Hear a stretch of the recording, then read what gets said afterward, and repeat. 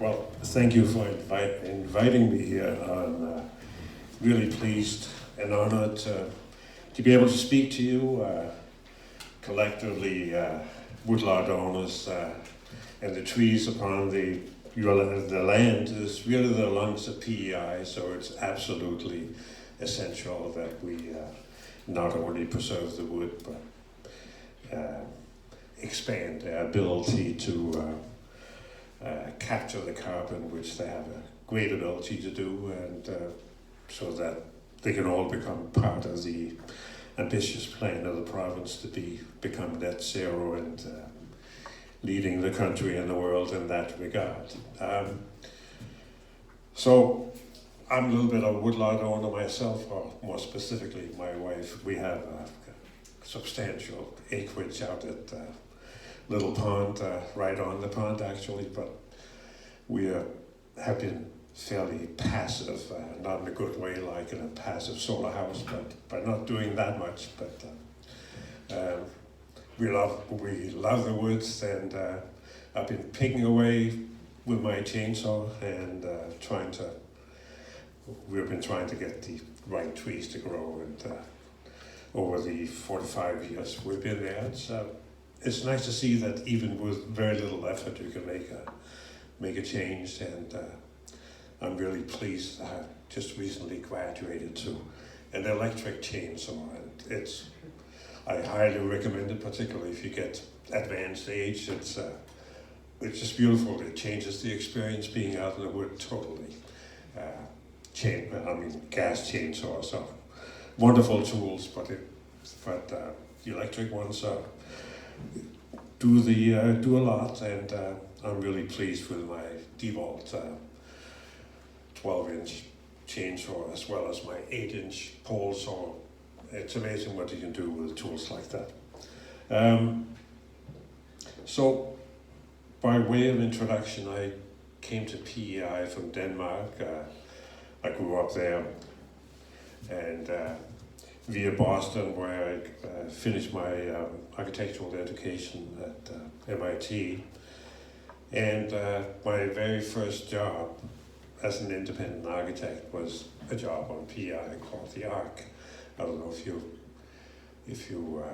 any of you were old enough to remember that, but it was quite the building when it was built, completed in 1976, probably one of the most advanced net zero buildings. Was decades before people were calling buildings net zero or green. Those words were not used in that context next, but it was famous in its time, and around the same time there was a lot happening on PEI. We got windmills. The whole windmill program was started, and the garbage waste energy plant was started. There was a huge forestry improvement program with all kinds of greenhouses built. That was later, a few years later, plowed down again, but it's good to hear that we're starting up again here. But it's interesting to look at history to see how it goes up and down, depending on the flavor of the day, politically speaking. So I'm hoping there'll be more staying power these days. Anyway, I came to PEI to build this house, and loved it here because PEI is very much like Denmark, actually. Rolling hills, and I like the small community here, so I've been staying on ever since, and concentrating a lot on greenhouses. So it was only natural after I sort of semi-retired from architecture, I joined the Green Party, and a few years after that I decided, well, maybe I can make more of a difference with the environment instead of just designing greenhouses, if I can get involved in government. So this is where I am now, a Green MLA. So this has been a really interesting experience for me. I still cringe a little bit when people call me a politician, but it goes with the territory. I mean, you are a politician once you get elected. So I'm bringing my particular experience to the House, and one of my very first motions in the House was that the government, if we really are going to meet the climate goals, really should build only net zero buildings. And that was an uphill battle. Everybody voted against it at the time. And it was only when we reduced the goal to just designing one net zero building that it got passed. But it's really been gratifying to see that that the government has now taken on our program, the green program, and made it their own. So now the government has kind of come all out and is going for net zero, which is a wonderful thing. So now my job is just to make sure that they actually do as they promise. Politicians of all kinds have a way of promising more than they actually deliver, but that's a whole other story. I'll tell you kind of another amusing experience that relates to very much to woodlotters, owners. This last spring, about a year ago, the province introduced the National Building Code to PEI, and it's not generally a bad thing, although. But there was a little quirks. One of the things that the new code allowed us, I'm sure you're all aware of, is that lumber for all buildings, except for tool sheds and stuff like that, has to be stamped wood, which rules out a tradition on PEI of people living in the countryside just going out in the backwoods, harvesting some logs, sawing them up and building their own home. And of course it wasn't just that. I mean, all the older buildings on PEI are all built with unstamped wood, and they have been sticking around a long time, so stamping the wood doesn't do anything particular for safety or anything. Anyway, that would cut, the new code would cut out that. So I, as one of my actions as an MLA, I said this is wrong. It's important that we maintain the small sawmills around on PEI and people's ability to not going out and buying lumber if they have their own and build a house with that. So I proposed an amendment to allow for building single-family houses as an exception of local wood. And it was vigorously opposed by everybody, including Rob Henderson, the Liberal from out west. And he has a way of talking for a long time. He spent about an hour telling us why it would be a bad idea, including referring to my obviously not knowing anything about lumber or hammering on nails. Now, insults like that, I don't take personally. It's part of the day in the legislature if you listen to it, but there was something about my ability to hammering a nail. I actually also happened to be what's it called? Red dot, whatever, carpenter, the Danish equivalent. So I stood up and challenged Rob to a nailing contest at any time. And that was taken up by another of government MPs who arranged a nailing contest. So a few months later, as a fundraising thing at Habit for Humanity, there were 6 MLAs, 2 from each party, having a nail off, and I didn't win, I must admit, but then again, I'm 80 and all the other MLAs are half my age, but I did win over Rob Henderson. I came in number 3, he came in number 4. So that was a consolation for my amendment not getting passed. Since then, the government has actually taken a new direction, and though they still don't allow the use of unstamped lumber, as you're probably all aware, they have arranged a free course for anybody who wants it. It's a week-long course. I think it's coming up soon. In May, where anyone, almost anyone anyway, can sign up for 1 week-long course, so you can become certified to inspect and grade and stamp lumber. That's a good thing. I'm even thinking about signing up myself if I have time, but I'm not quite sure what it will do for the industry, but I'm sure it will help. There's still a bit of a bar.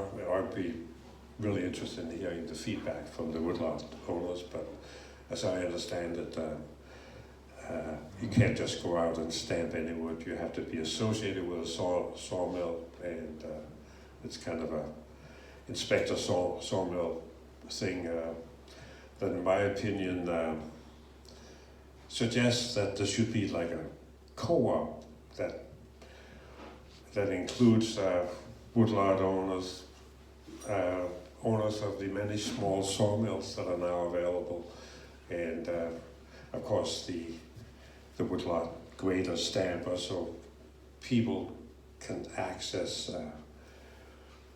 small sawmills and logs and still build in their backyards without too much paperwork and too much investment in the equipment. Anyway, I was also asked about, where's my list? I only got that last night. So forest products and construction on PEI. In forest products,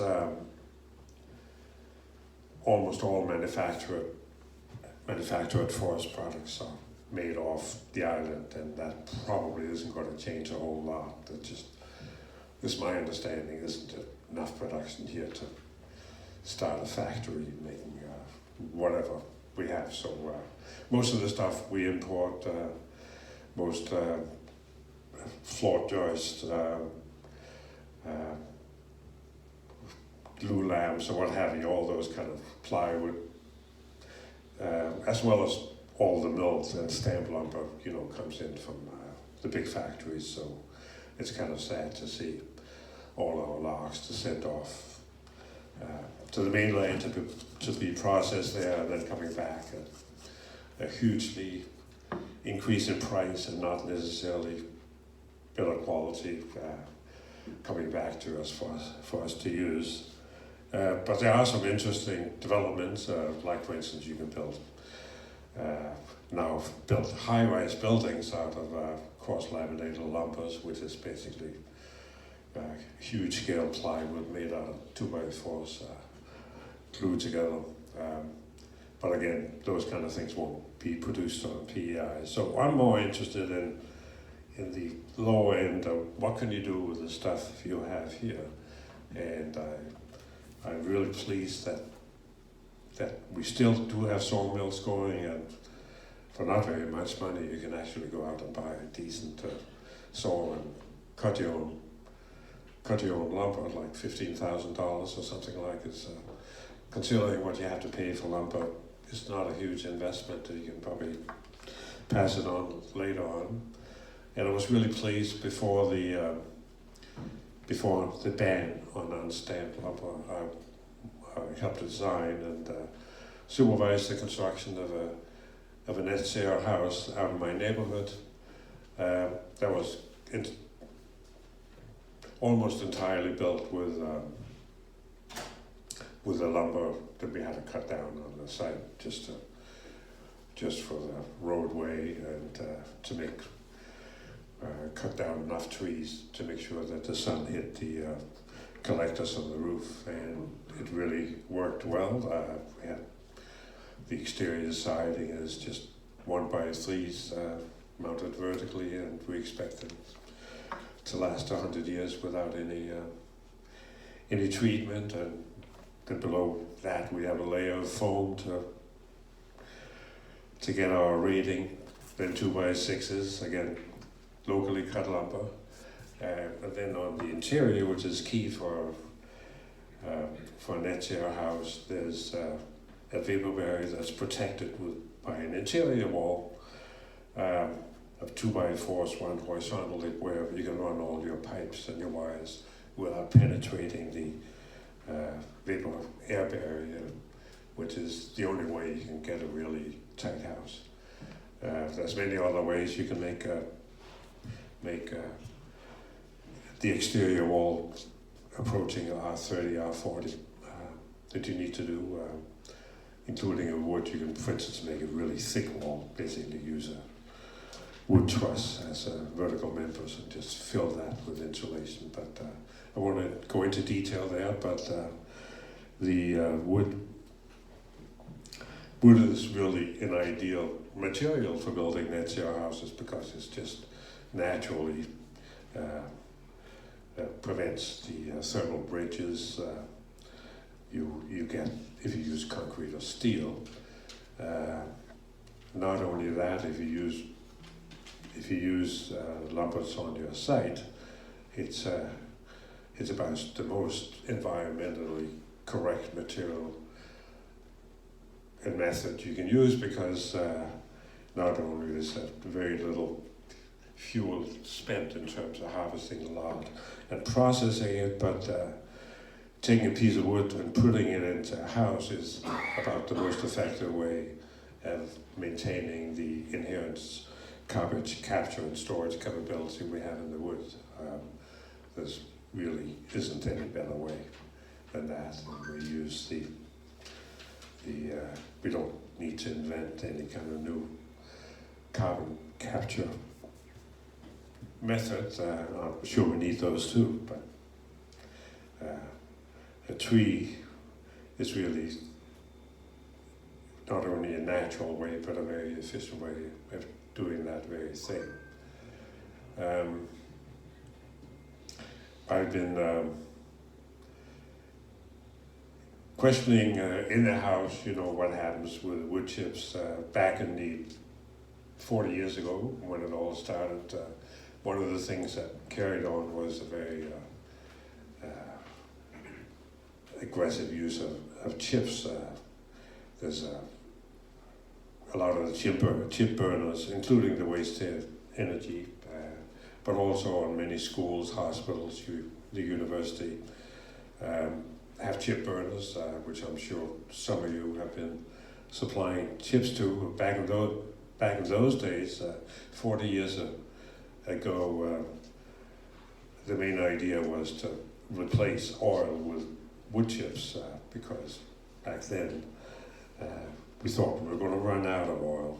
That turns out not to be the case. We have actually way more oil than we want to burn these days. Yeah. So these days, the emphasis has turned to not create CO2, and how can we maintain our forest in good shape and still make some money out of it, and also get the products that we need, like lumber and chips. So what we're concerned about now is that biomass, biofuels, it's not necessarily a good thing if you go out and clear cut areas and send the whole thing off to burn in a local wood burner. It takes away existing carbon storage, takes away trees that are sitting there and doing well in terms of capturing carbon, storing it for future generations. So are there some other ways? I am no expert, but I understand that there's a sustainable way of harvesting some of the logs, harvesting some of the underbrush, called sustainable harvest, which is obviously the way to go. We need to go, and how that happens, and how the industry needs to get subsidized or whatever to make that happen. I'll leave that up to the government, but I hope it will happen, and I hope there'll be more understanding that wood is great, but it makes a big difference what you do with it. Do you? And harvesting and building buildings is a great way. So I hope we will get more of that, and I hope we'll get more use of local lumber going in that direction. That was more or less what I have to say. I'll be happy to take questions now or later, whatever. Okay, well, thank you very much. We really appreciate you bringing your message to us today, and we'll move on to the next speaker. Thank you.